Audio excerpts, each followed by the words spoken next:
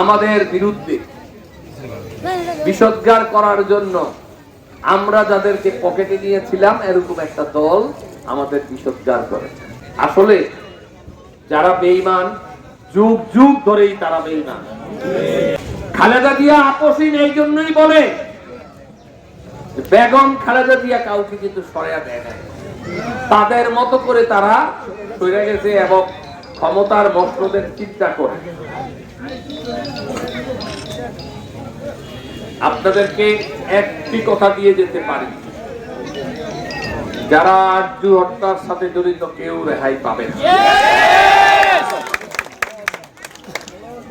আল্লাহর কাছে দোয়া করেছি এই দিনের অপেক্ষায় যে বাংলার মাটিতে, চাঁদপুরের মাটিতে ওই সন্ত্রাসীদের যেন বিচার হয়। আল্লাহ সেটা কবুল করেছে। হয়তো ভোটার সদস্য আমি আজকের এই উদ্বোধন ঘোষণা করলাম। খোদা হাফেজ।